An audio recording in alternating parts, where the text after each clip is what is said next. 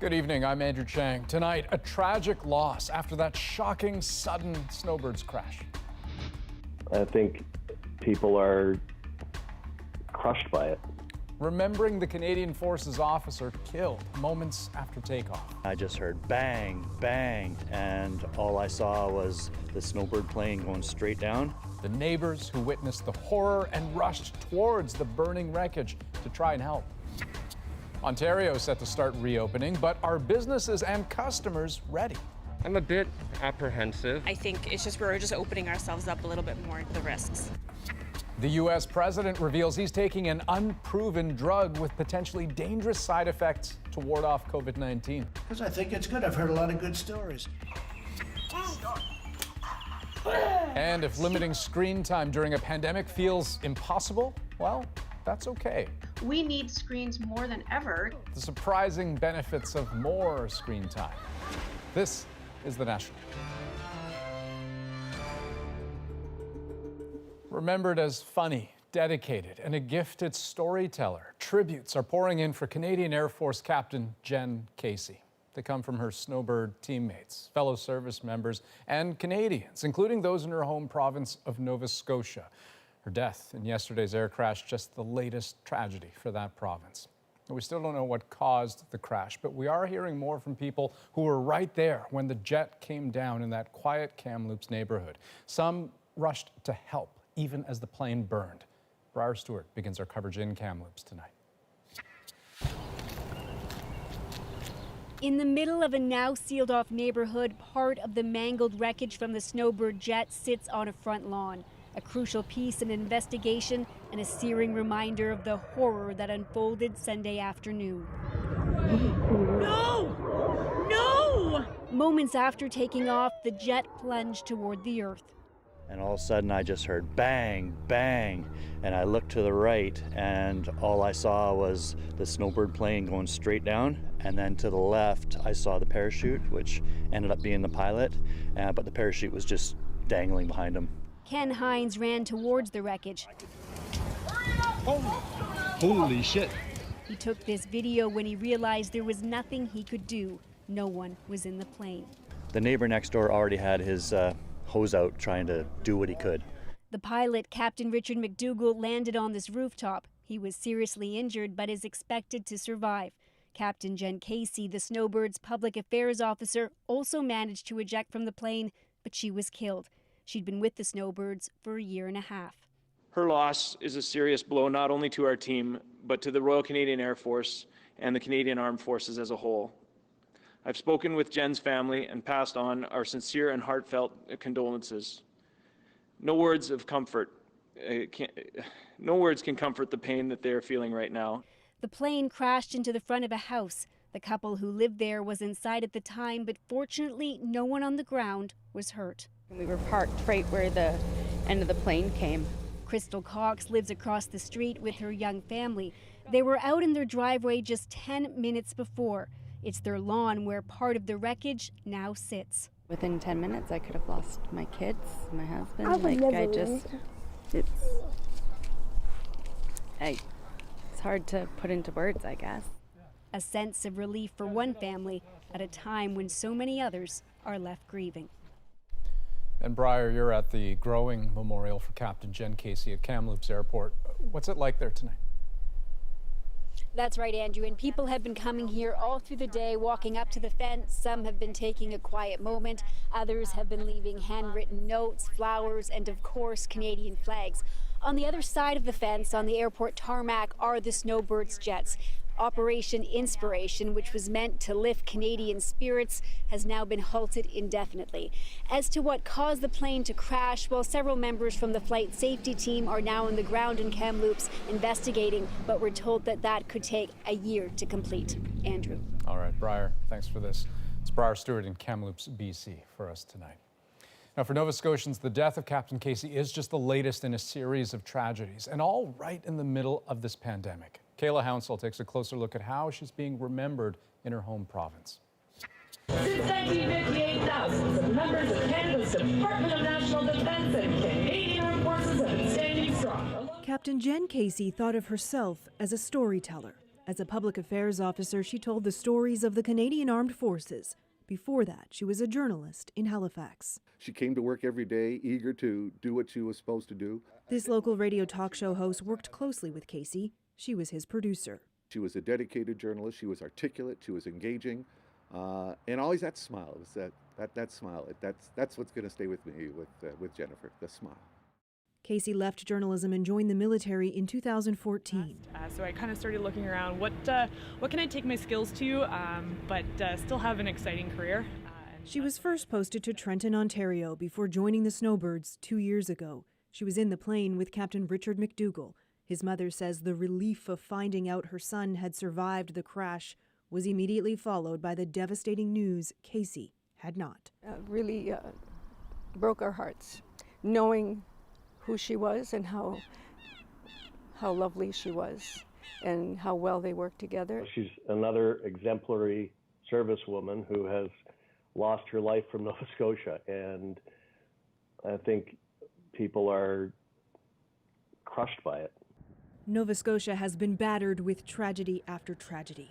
Today marks the 1-month anniversary of a shooting rampage that took the lives of 22 people, including an RCMP officer. Since then, 6 members of the military based in Halifax died in a helicopter crash. COVID-19 has taken the lives of 49 people in just one long-term care home, and a toddler is missing after wandering away from his grandmother. I've seen a lot over the years, but this is starting to take a toll. Howe is among the many in Nova Scotia and across the country, remembering Jenn Casey for her energy and that infectious laugh. Kayla Hounsel, CBC News, Halifax. As you heard a few moments ago, before its suspension, Operation Inspiration had been traveling across the country trying to uplift Canadians in this difficult time. This was the view from Charlottetown earlier this month. A couple of days later, here they were flying over Kingston, Ontario, and our cameras caught them over Edmonton on Friday. The goal of the mission, to salute Canadians fighting COVID-19. There are now nearly 80,000 infections in this country and almost 6,000 deaths. Quebec continues to be the hardest hit with about 700 new cases today, followed by Ontario with just over 300. Now today, the Quebec government stopped restricting visitors from Ontario. Traffic flowed freely over the Ottawa River for the first time since April 1st. That's when Quebec called for essential travel only, and Gatineau police established checkpoints to determine if a trip was truly necessary. Tomorrow, Ontario is letting parts of the economy reopen. That includes auto dealerships, maintenance and repair services, veterinary treatment by appointment, animal grooming, and retail stores with street entry. But there are complications. Ashley Burke looked into them. In his family's 35 years of selling specialty foods, Brad Joel says business has never been this bad.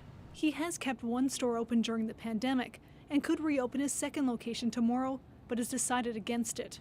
I won't have enough sales to justify paying someone and having to take care of rent. Like it's just not enough. He's even warning other neighborhood businesses how discouraging it could be if they start back up. Some days it's pretty depressing how much goes through the till, you'll see, and then some days it picks up and you think, well, there's a chance. Ontario has given the green light to open more businesses, including retail stores with street access. Everybody is taking care of themselves. We don't need the government to tell us what to do. I'm a bit apprehensive. I'm not sure if we're completely ready. I personally won't be going out. The province's top doctor signed off on the reopening, but is asking people to respect the rules. While there's things more available, it doesn't mean you have to go out. While there's more things allowed to be open, it doesn't mean they will open. But some public health professionals think the reopening is premature without increased testing levels. Thinking about all the retail workers, all the service workers, there's serious occupational risk for all of these folks in this plan, and they should be tested at least weekly. In Ottawa's normally busy Byward Market, people are eager to get outside, but mixed about browsing inside stores. I think it's just we're just opening ourselves up a little bit more to the risks. I think there will be some tension at the beginning, but we can't keep our guards up for forever. Joelle just hopes this week brings more customers. I want to survive. My belief is to fight or die fighting. but I know that it's going to be a battle. A battle that he might not win at both of his stores. Ashley Burke, CBC News, Ottawa. Now, Quebec announced just 34 new deaths from COVID-19, the lowest figure in more than a month, paving the way for some restrictions to be lifted. I'm really happy to announce today that we have the green light to reopen retail businesses in the Montreal region in 1 week as planned. That's next Monday, but only for those stores with a street entrance. A week after that, the Premier says daycares in the Montreal area should be cleared to open. For those of you in BC longing for a haircut, hope has arrived. Salons are one type of business the province will let reopen tomorrow. Masks are required and there are space restrictions, so it may take a while to get in. Stores, restaurants, and gyms will also welcome customers. And tomorrow, Saskatchewan's reopening plan enters phase 2. Hair salons will be back in business with accommodations for physical distancing and sanitation and signage to remind customers as well. The same goes for massage therapists, retailers, and malls. Now, to get back to something resembling the old normal, health experts say we need an effective vaccine. And today brought promising news from the U.S., but Capt tells us it's no sure thing. The results are encouraging, even if they come from tests on only 8 people. Half received a low dose of the vaccine, the other half a medium-sized dose. Even at the lowest dose that we tested, the 25 microgram dose, we are already seeing an immune response at the level of people who've been infected with this virus and are believed now not to be susceptible to further disease. These early results are the first available from a trial that tested 45 people in all. Some received a high dose and showed some side effects, so that dosage will no longer be tested. The vaccine was generally safe and well tolerated, but 45 people is still a relatively small number. And so we'll be looking across 600 people in the phase 2 study, which will start any day now. The U.S. Food and Drug Administration had already fast-tracked approval for phase 2. The president is impressed. It's incredible what they can do, and I've seen results, and the results are staggeringly good. So I'm very happy. Moderna's vaccine is one of dozens being rushed through development around the world. At least 10 are here in Canada, and human trials for one have been approved. But there are warnings to keep this all in perspective. Most of these vaccines are going to fail. Even if they look promising in preclinical studies, even if they look promising in these early clinical studies like these phase 1 clinical trials, most of them will not make it to market. And that's okay. The point here is that there are lots of eggs in the basket. But he calls these early results announced today exciting. The next steps are going to be to look at this vaccine using in many more individuals now that we know it's safe, to see does it actually protect against COVID-19 infection. Moderna expects phase 3 trials involving thousands of people to begin in early summer. It says it could have a vaccine by as soon as early next year, if everything goes without a hitch. Capt, CBC News, Toronto. Now, Donald Trump isn't waiting for a vaccine. The U.S. president revealed today he's been taking a malaria drug that isn't actually proven to fight COVID-19. And as Susan Ormston tells us, health officials have been warning Americans that it can be dangerous. Well, thank you very much. The president just won't stop pushing. Hydroxychloroquine, the anti-malaria drug unproven for fighting COVID-19. I happen to be taking it. Hydroxychloroquine? I'm taking it, hydroxychloroquine. Right now, yeah. A couple of weeks ago, I started taking it. Because I think it's good. I've heard a lot of good stories. For months, he's been touting its benefits, even with mounting evidence of dangerous side effects like heart arrhythmia and an FDA warning it should only be used in formal studies. Trump says he's popped a pill a day for the last couple of weeks after getting the go-ahead from his doctor. Yeah, White House doctor. I didn't recommend. No, I asked him, what do you think? He said, well, if you'd like it. I said, yeah, I'd like it. I'd like to take it. A lot of people are taking it. A lot of frontline workers are taking hydroxychloroquine. 4 observational studies now in 3 countries have concluded the drug has no benefit on patients with COVID and can be dangerous.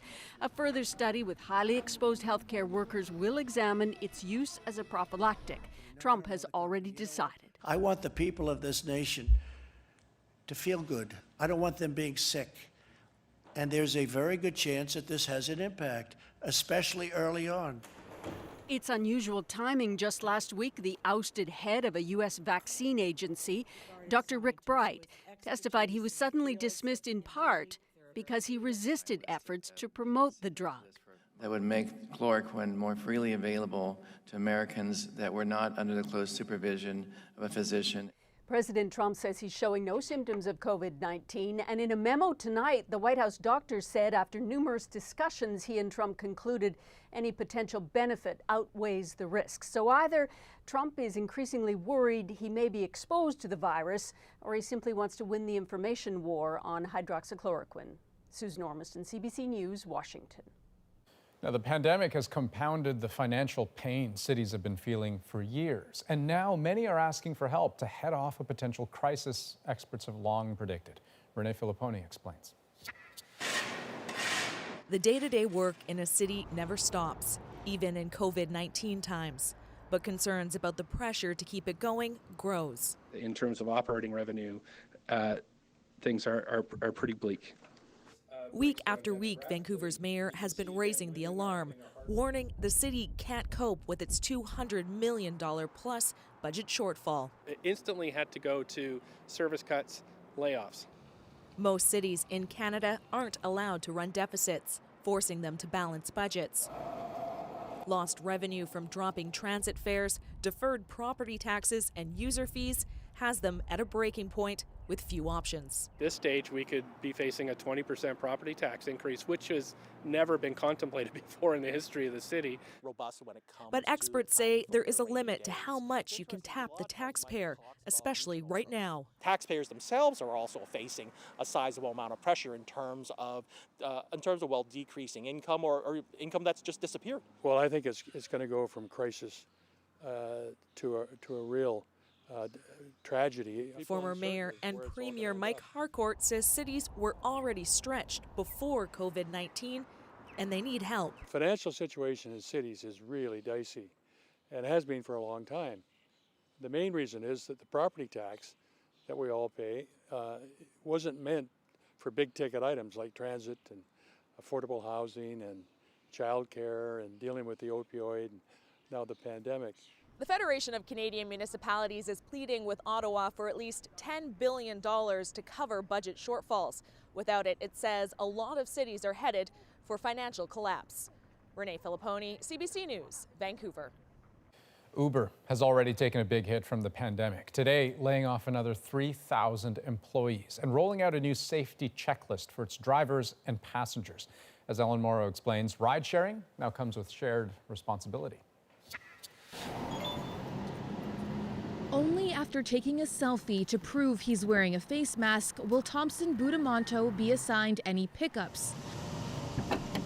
Budamonto is an Uber driver, delivering food, not passengers, still nervous about the pandemic. But I did it anyway because I think it's a good thing to help people out. Make sure the face cover or mask covers your face. Starting today, face coverings are mandatory for all Uber drivers. There's also new responsibilities for passengers.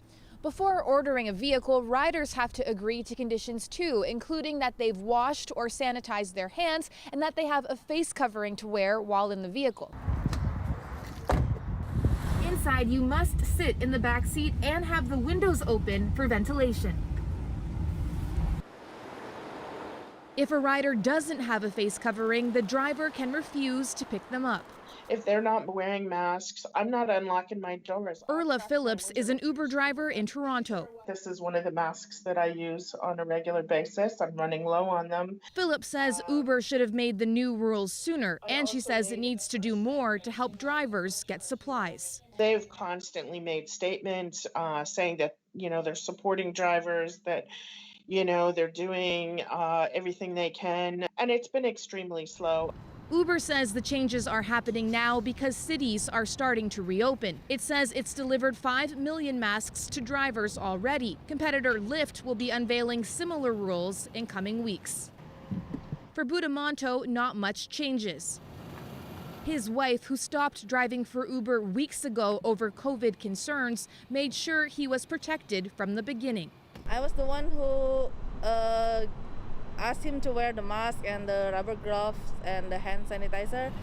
That's given them at least some peace of mind. Ellen Morrow, CBC News, Toronto. Well, turning to other news, a 12-year-old is presumed dead after an explosion and fire at his Markham, Ontario home. He was like a really quiet, bright kid, very smart. Search teams continue to look for the body of Aran Hamid, believed to be in the basement. The boy's mother and 2 brothers were taken to hospital in critical condition Sunday morning. The father wasn't home at the time of the fire, but today looked on as crews searched the home.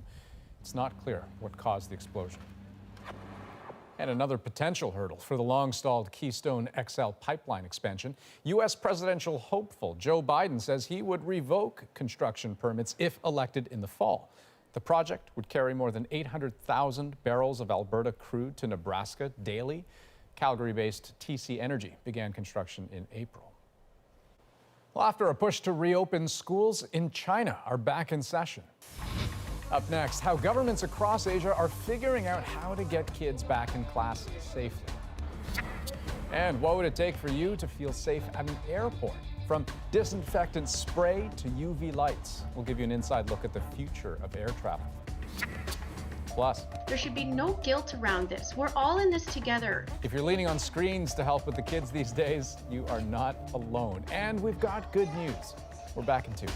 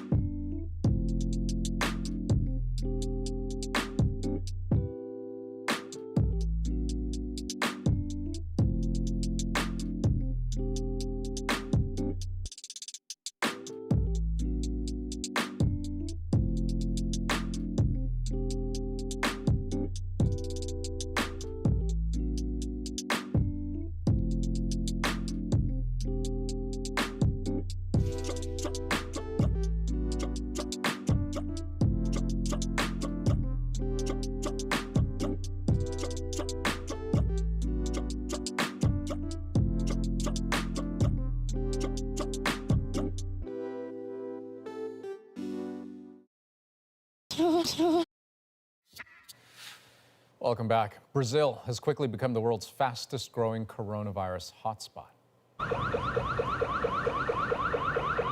The country now has the 3rd highest number of infections as it surpassed 254,000 confirmed cases today. Nearly 17,000 people have died.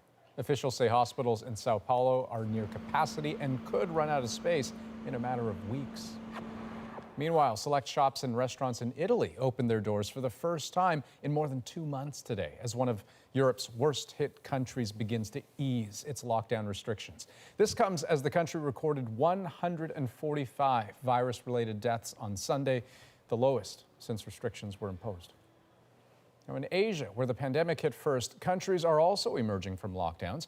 Rush hour returned to Bangkok this morning, and the bus terminal resumed operations 2 months after travel between provinces in Thailand was cut off.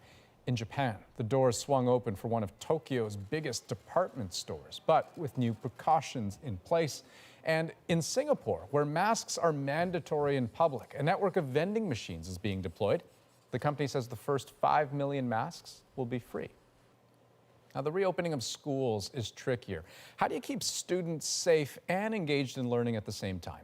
As the CBC's Asia correspondent Sasha Petrusik shows us, you can find a mix of strategies there. They spray sanitizer and hope for a return to routine. That was the plan in Seoul, where schools were supposed to reopen last week, until officials put those plans on hold because of a new cluster of infected young people, more than 100. In China, they've gone the other way, donning masks and filling classes even as they tackle sporadic outbreaks. The risk is high, concedes Principal Feng Jigang. And sometimes safeguards get in the way of learning, like in this Beijing school, where distancing means half of each class watches the teacher on a monitor, leaving student Li Dengdeng distracted. Many of the students in class B fell asleep, and a classmate behind me sleep all the time. The political push to reopen China's schools is strong, but in the rest of the region, things are moving much more slowly. In Hong Kong, students won't be going back until at least the end of the month. And here in Japan, schools are still largely shuttered. The plan to reopen them still being written. A couple of Japanese school boards did open, making news. Some parents kept their children at home in fear, but officials say a delicate balance was struck at school. Protecting students' lives is a top priority, he says, but we also have to let them learn. Still, one Canadian expert says none of these jurisdictions seems to be providing the counseling schools need, at least 6 weeks worth. Preparing for the social and emotional issues of returning to school. Teachers have undergone tremendous stress regarding what's been expected of them. Students have also been placed in a very difficult spot. Indeed, in this part of the world, the focus so far is on physical safety, not mental health. Sasha Petrusik, CBC News, Tokyo. Well, up next on The National, our regular panel of doctors is here tonight. What they think could still change as the pandemic unfolds. Plus, it's not enough with the pandemic that passengers see a clean airport. They need to know it's clean. the future of air travel. What needs to change to get people in the air once again?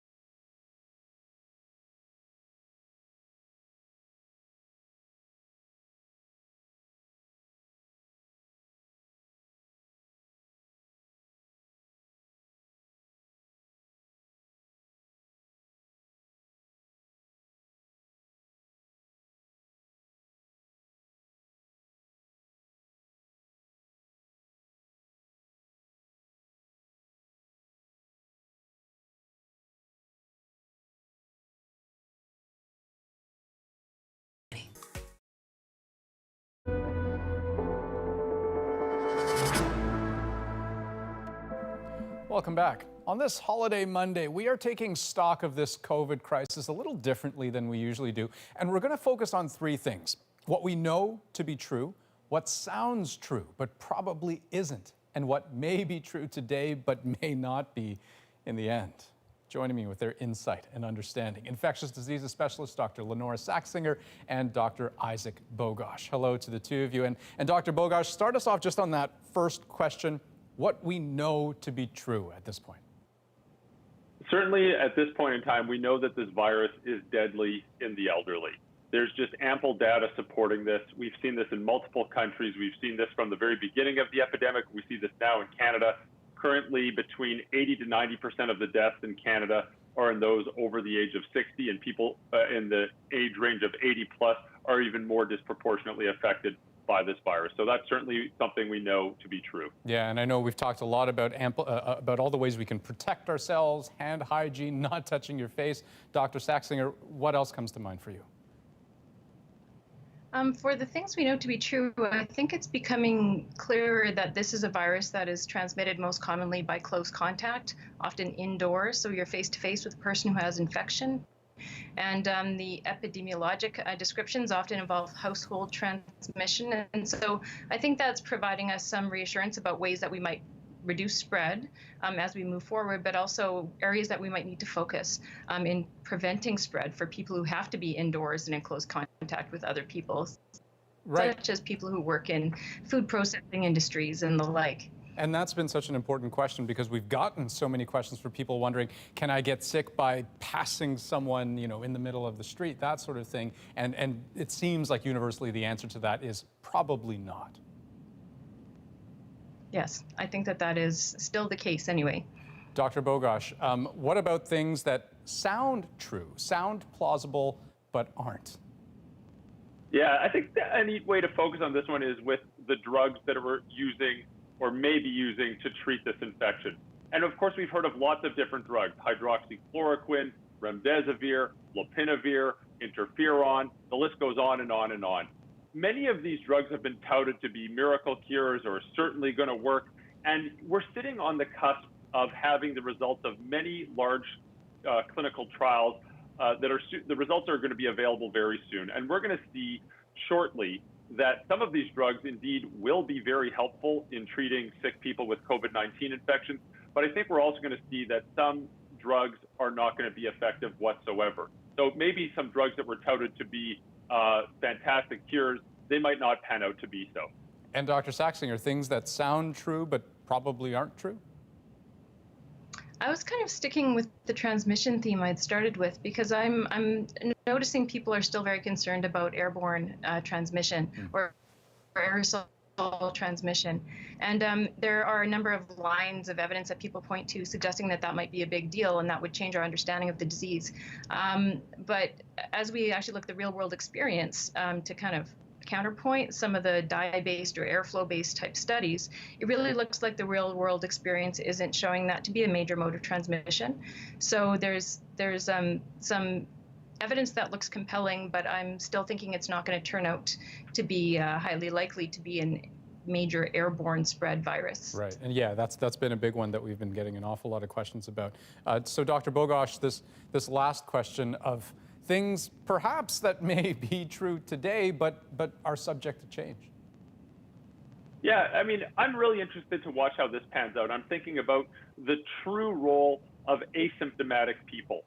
Now, we know that asymptomatic people can get this infection, but what we don't know really is what the true role of asymptomatic people in transmitting this infection. And what's the problem with this is we count asymptomatic people as people who truly have no symptoms throughout the whole course of their illness.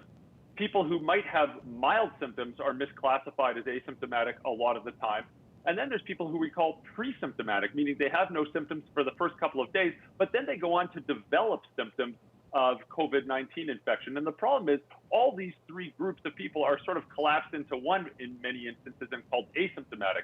It's important to tease these apart and to see what the true role is of each one of those three groups in transmitting this infection. So we all call this asymptomatic now, but it might not actually be the case. We just need to see and look into this a little bit further to see what each group, how each group plays in the transmission of this infection. Right, and Dr. Saxinger, so much of the context, so much of the information is so fluid these days. What's your take on this last question?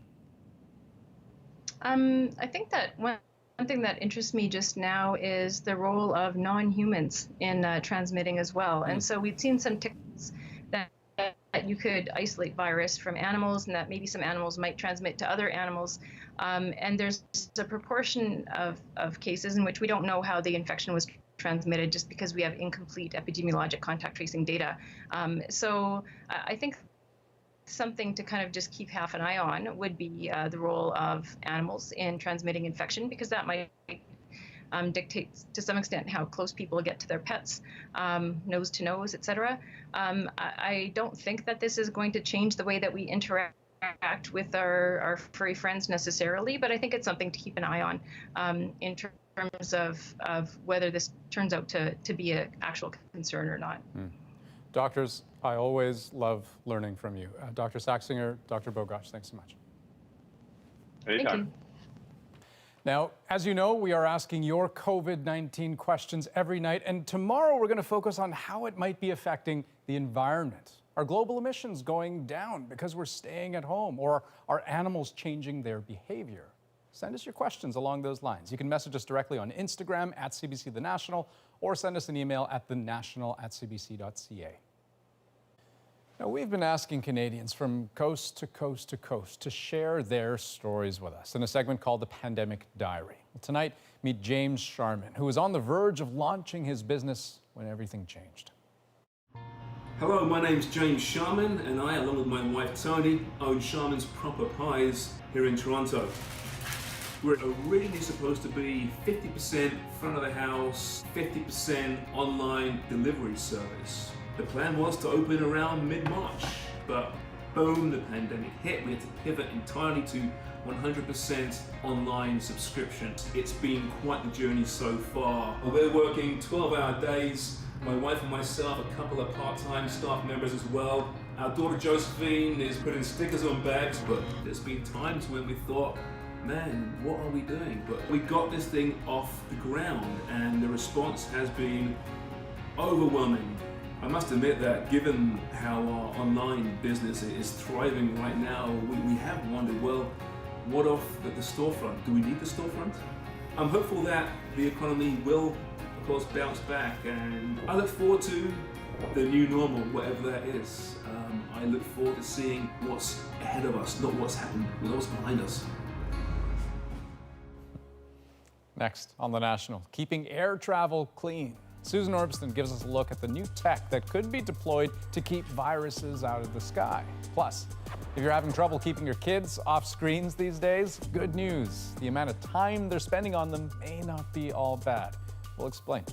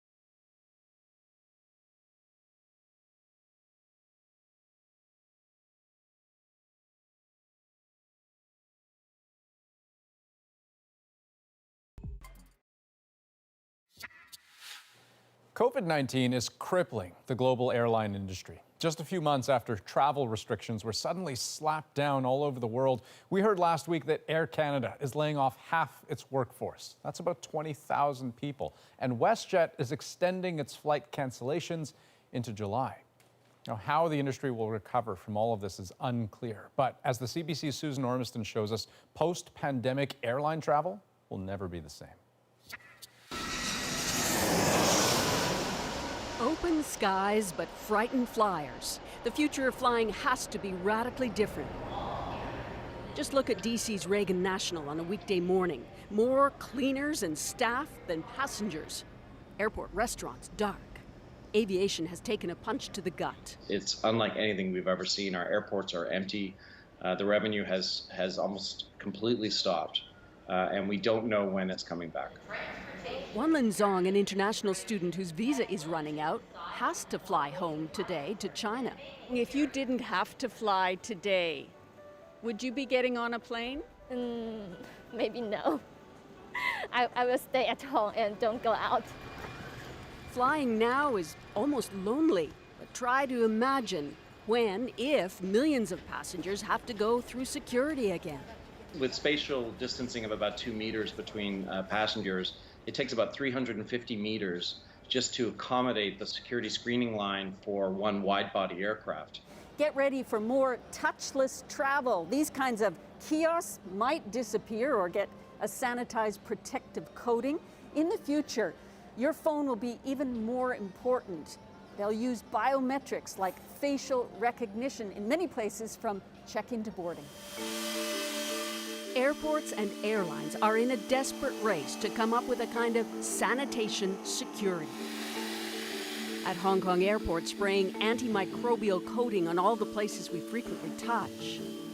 Testing Clean Tech, a booth which checks your temperature and lightly sprays you with disinfectant. Cleaning now could go robotic, like at Pittsburgh, trying out scrubbers retrofitted with UVC light. UV has been used in hospitals for decades as a way to disinfect and kill microorganisms. It's not enough with the pandemic that passengers see a clean airport, they need to know it's clean. Airports might consider sanitation portals, like this one using far UVC light, experimental, meant to safely kill viruses on the body, not yet FDA approved. On the plane, prepare for flight attendants in masks or a version of full-body PPE. United Airlines will use electrostatic spray before every flight, and we've actually tweaked the algorithm of the seat generator to maximize social distancing on the planes. But that promise to space out passengers was called out after pictures emerged of packed flights. Looking ahead, how about a plastic shield separating you from your seatmate, developed by an Italian design company? GlassSafe is a sort of a shield, plastic shield, to be given to the passengers, same as, let me say, your pillow or even the blanket, to be put on after takeoff. So when you designed it, what were you trying to do? Same as your mask, trying to limit the breath propagation. It's portable, could be stored in a sanitized envelope under the seat. Longer term, Avio has designed a rear-facing middle seat for sanitation and privacy.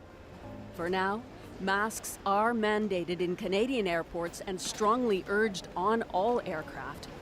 Some comfort for the Brewer family, traveling home, with David staying behind to work. The risk is there, but you have to keep living life.